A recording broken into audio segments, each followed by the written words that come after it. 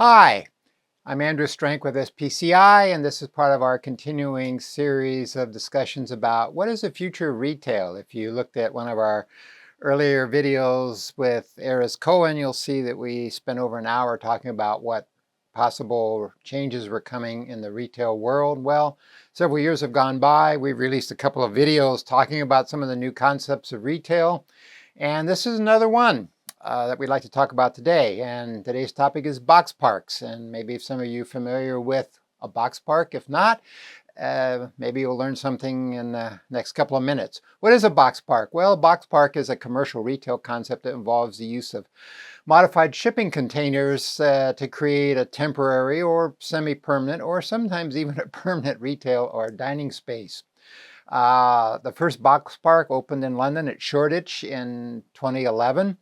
And the concept has spread quite a bit around the world since then. So if you go to Bogota, Christchurch, Dubai, Istanbul, Seoul, Shanghai, Singapore, you'll see box parks. And here in the US, you can find them in New York and Long Beach, Las Vegas, a lot of other locations as well. Basically, they tend to focus on having as tenants a variety of local independent retailers and food and beverage operators. There's a real emphasis on unique products, niche products, unique food choices. We can use the term experience, which is often overused a lot when we're talking about the retail world today, but nonetheless, a box park is a kind of experience. It's definitely not your traditional mall. It's definitely not your traditional neighborhood shopping center. The common box park basically is built out of shipping containers. You've all seen these being loaded and unloaded at ports around the United States, I'm sure. This is the primary building material. It really allows for a lot of flexible and modular design when you're putting together a box park. The cost is pretty low in terms of construction, and the operational costs are also relatively low, and they result in a pretty attractive option for those people who are entrepreneurs and are looking for a new business opportunity or wanting to test out an existing opportunity business concept that they have. Box parks generally are found in urban areas. You don't find them so much in suburban or rural areas. They tend to be in high traffic locations, very often near major transportation hubs or in areas where there are a lot of tourists. The Shoreditch box park that I mentioned earlier that opened in 2011 is sitting right next to a major underground subway station in London. These are designed to be temporary. As I said, they can be dismantled and relocated if necessary. It's an innovative approach to retail. Is it retail of the future? It's one kind of retail future. It's not the retail future, but it is a handy platform for those people who are coming up with new and innovative concepts. Roger Wade was the person who first had this idea. He was a British designer and entrepreneur, so we'll give a shout out to him. He was inspired by the use that he saw of shipping containers in areas where disasters had struck, where hurricanes or tornadoes or other weather problems had occurred, and shipping containers were brought in to provide temporary housing in these areas. And he made the leap to think that, well, this could be applied to retail environments and hospitality environments as well. And so off he was with this idea of a sustainable and affordable solution to creating temporary retail. And yes, maybe visually is not quite what you think of when you think of a shopping center, but nonetheless, here are a couple shots of the Shoreditch box park.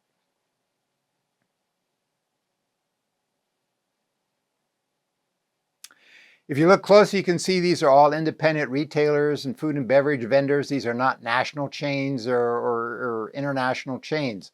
The focus is very much on local and sustainable products, and that tends to give a feel of authenticity and uniqueness to these box parks.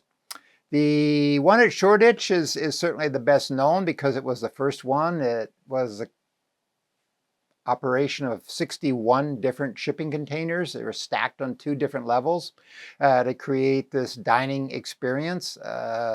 50,000 square feet of GLA total. It was originally designed to be temporary, but it's been around a lot more. We're in 2023, so it's been around for 12 years now. So after the 5-year lease ran out, it was extended. There are a lot of challenges that were involved here to actually create this. It's not quite as simple as it might look to create an attractive and interesting experience that's also functional. You've got to find your shipping containers first of all, and then you've got to modify them to make them suitable for use as either retail or restaurant destination. And so this involves adding insulation, electrical wiring, and plumbing, because shipping containers don't come with these kinds of things. So once you find your shipping container, what do you have to do after you find a suitable container? And they do come in 2 basic sizes. Well, it needs to be in pretty good condition. A lot of shipping containers have been beat up quite a bit. Obviously, that's not going to work, but there are plenty that are also available that are relatively free from major structural damage. Once you've found some shipping containers, you need to clean them and you need to prepare them for the modifications. You may have to remove existing fixtures and finishes. You may need to do repairs for damage, and particularly for corrosion, you may need to make sure that any pesticides or insecticides or other chemicals are removed. You then need to add insulation for the people are going to be using this. It needs to be a comfortable temperature inside. You need to reduce energy costs. You need to add insulation. So spray foam, what else? Board insulation, fiberglass. You might have cladding on the outside as well for further insulation. On the inside, you're going to need some kind of electrical wiring. You're going to need plumbing. You may need water connections depending upon whether or not this is going to be a restaurant operation. So this is going to mean you're going to have to be cutting holes in your container or the roof or the floor to make sure you've got all the necessary MEP, possibly even HVAC connections that you're going to need. You may need to put in shelving, lighting, flooring, other finishes, countertops on the inside, depending upon the use of the container, the tenants that are going to be taking the space. But it is a less expensive option for retail than having to build or refit an existing inline bricks and mortar space. It is a flexible space, and I think we're going to be seeing a lot more of these, and I think sort of Shoreditch is very much a leader in the field. So obviously this is the evolving format, and we'll be interested to see how this format continues to evolve. For those of you that can't get over to London, if you're in Las Vegas at the next ICSC conference in Recon in May, you can visit the Container Park in Las Vegas. Those of you who live in Southern California, you can visit Steelcraft in Long Beach.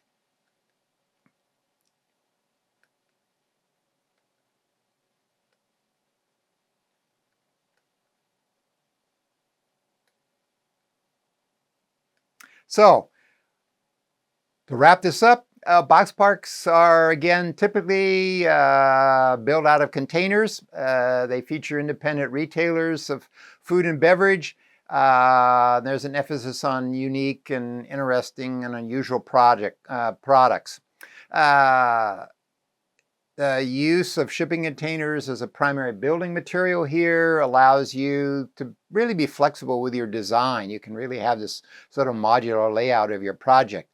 And the cost is relatively low compared to the traditional cost of building bricks and mortar. And it makes it an attractive option for entrepreneurs and for those people looking to start out at a new business or expand an existing one. Thank you very much, and we look forward to seeing you again in the future.